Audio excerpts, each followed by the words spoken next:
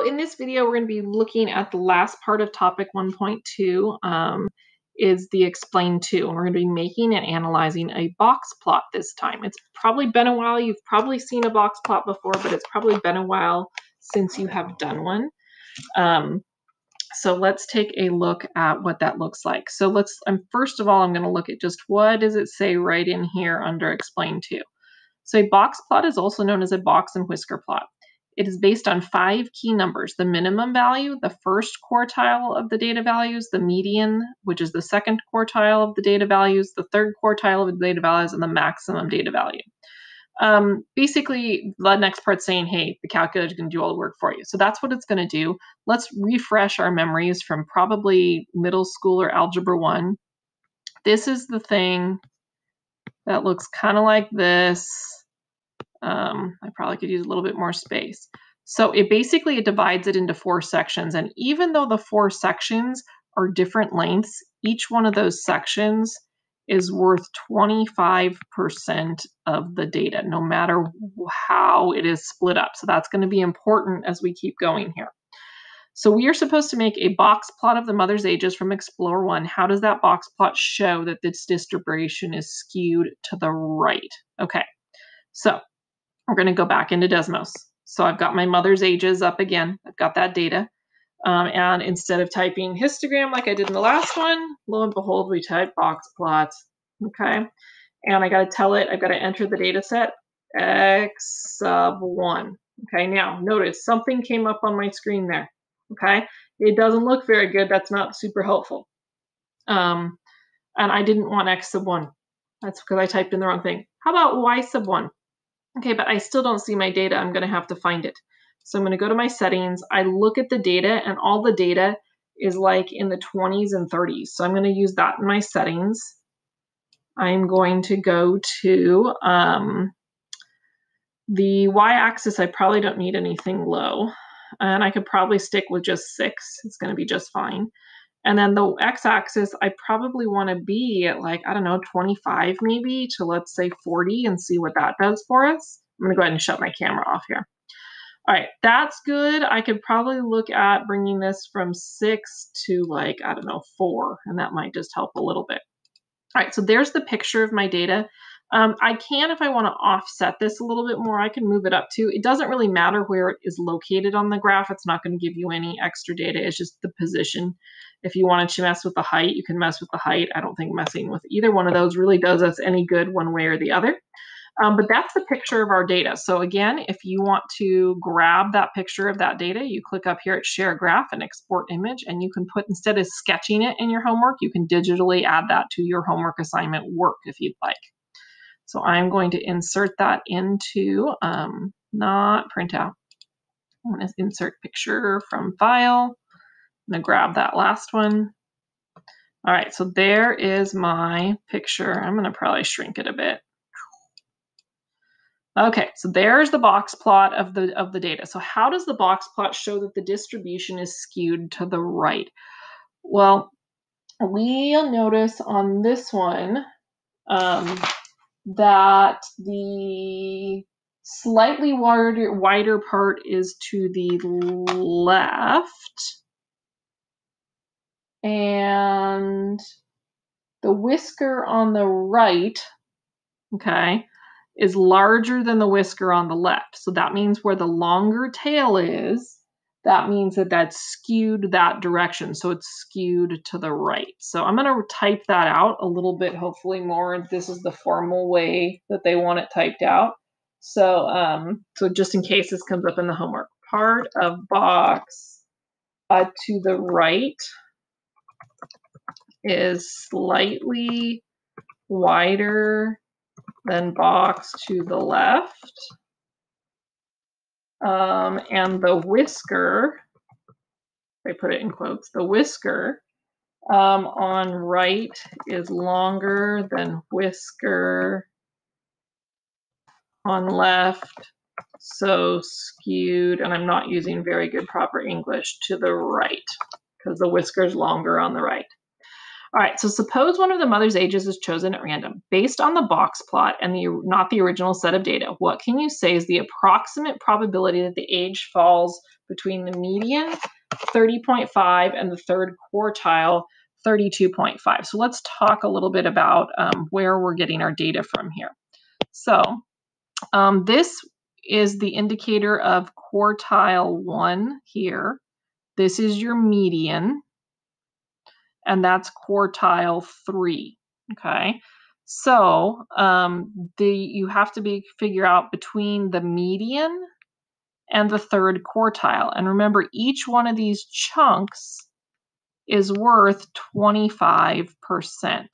So this chunk in here is 25%. So 25% of the data is in there. So the explanation is because that we know that between the median and the quartile 3, that only 25% of the data exists in there. All right, so let's look at B. We're going to go to Desmos again, and we're going to do the graphing. I've already got the ages set up. Okay, so I'm going to go grab my next one, which I believe is that one. Let's see if we got the ages. Should be in like the 80s or not. Apparently I didn't save it. Let's see if this one is the ages. Oh, there's the ages. Perfect. Okay, so I've got the ages of the doctor's office. Starts with, oh no, it's not. It's supposed to start with 80, not 86. Okay, that's not the ages. We're going to go ahead and type in the ages since I somehow messed that up and didn't save. I'm going to open that one up. I'm going to hit table, and we're going to go ahead and type in our ages. So I've got 80 and 52 and 78 and 64, 70, 80, 78. Ooh, 35. That's a weird number. That's when we have a number like that, we call that an outlier because it's so different than the others. 74, 82, 73, 80, 75, 62, and 80. And then I usually double check.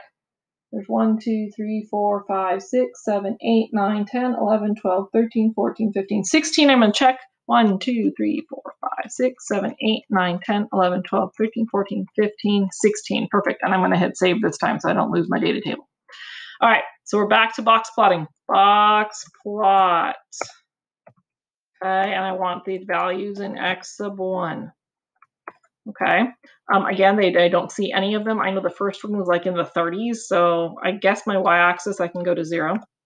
Top part of the y-axis probably doesn't matter. X-axis, I want to go to like maybe 25. And then it looks like my biggest number is about 80, so let's say 85. So I kind of surround it. Let's see what that one looks like. Okay, if you want to offset, you can. So that's what my picture looks like. I'm going to go ahead and export my image and put it into my notes. And for your notes purposes, you can just sketch the images. That's perfectly okay. Pictures from file. There we go. There's my graph. Going to shrink it down a bit. All right. So there's my picture of my box plot. Show how it's skewed to the left. So we need to talk about why it's skewed to the left. Well, obviously this part of the box is wider. The left side of the box is wider, and the left whisker is longer. So we just want to summarize that kind of in our own words. It's skewed. I'm not going to be as fancy as I was the last time. To the left, skewed to the left, because the left part of the box is wider and the left whisker is longer. Something along those lines. Depending upon what HMH does to you, you might have to adjust that sentence a little bit. Okay? All right, so now suppose the ages are chosen at random. Based on the box plot and not the original set of data, what can you say is the approximate probability that the age falls between the first quartile, 67, and the third quartile, 80? So remember, this is quartile 1. This is quartile 3, and each piece is worth 25%. I know they said probability, we could do 0.25, but you can also do 25%. So you just have to add up your two percentages. So 25% plus 25% equals 50. And you could say that that's because each one of the chunks in there is worth 25%. All right, really you should pause the video, try this one on your own, and then come back and look at the answer. So let's see what this one looks like. So the list gives us the starting salaries in thousands of dollars of a random sample of 18 positions at a large company. So we're going to go ahead and use our calculator, it says, to make our box plot. So hopefully I saved this one. Let's see. Nope, I'm going to grab that one right there. Try opening that one. Did I save it this time? Let's see, is it the right data? 80, 52, nope, not that one. 40, 32. Apparently I didn't save it well. Let's try that one maybe. Nope, not that one. So let's see if it's that one. Nope. Okay, apparently I'm making another one because I did not save my data properly. So I'm going to come over here. I'm going to make a new blank graph. Okay, and I'm going to call it Me2. So if you ever want to save your data, this is how you do it. It's supposed to be this one that says, oh no, I didn't do one for your turn 8. Let's go with that, but I'm going to call it your turn 8. Okay, save. I'm going to add my table, and I'm going to put my data in there really quick. So 40, 32, 27, 40, 34, 25, 37, 39, 40, 37, and it's okay if you're fast forwarding through this part, 28, 39, you don't need to watch me put data into a table, 35, 39, 40, 43, 30, and 35. So I'm going to count 18 of them is what I said. So 1, 2, 3, 4, 5, 6, 7, 8, 9, 10, 11, 12, 13, 14, 15, 16, 17, 18. Perfect. Okay. So we're going to box plot it. So box plot y sub 1. And then I need to find my data, and I'm between, it looks like I'm in the mid 20s, so maybe 20 to like 45-ish maybe. Let's try that. So I'm going to come over here and take my y-axis out of it, 0. And I'm going to go like 20 to 45 and see if I've got anything. Doesn't look like I do. What happened? Maybe I didn't put enough in there. So let me go. Oh, I put y sub 1. That's why I'm not seeing anything. It should have been x sub 1. That's a bummer. Okay, there it is. Perfect. Okay, so I'm going to go ahead and download my graph, export my image, and put that into my notes. So you are going to just draw that into your notes. Insert pictures from file. Okay. Ooh, that's not what I wanted to do. Control Z. I want to take this guy, make him smaller. Okay, so we have our graph. We made the box plot. How does this plot show this distribution skewed to the left? So obviously the box is wider on the left and the whisker is longer on the left. So again, you'd want to type that. It happens to be, I'm going to cheat a little bit. It happens to be this exact same thing here. So I'm going to just paste that data right into there. Maybe it didn't work. All right, see what happens when you try to cheat about it. Oh, what happened? I lost a whole bunch of stuff. All right, let me hit Control Z. I won't let me type. Of course, now, see, now it's just thinking and doesn't want to let me do anything. All right, so apparently I will be writing that in. So box wider on left and whisker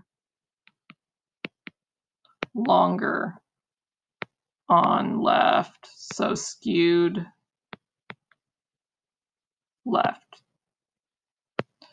Okay, Suppose one of the starting salaries is chosen at random based on the box plot, not the original set of data. What can you say about the approximate probability that it is less than the third quartile 40? So less than the third quartile means I get this 25%, this 25%, and that 25%, meaning when I add those up, I get 75%. So basically, again, each quartile, each piece is worth 25%, and that's what should be in your explanation. So as a reminder, remember you need to have 2 comments or questions between the essential question and the summary, and here's your summary. In the summary, you need to make an attempt to answer these 3 questions.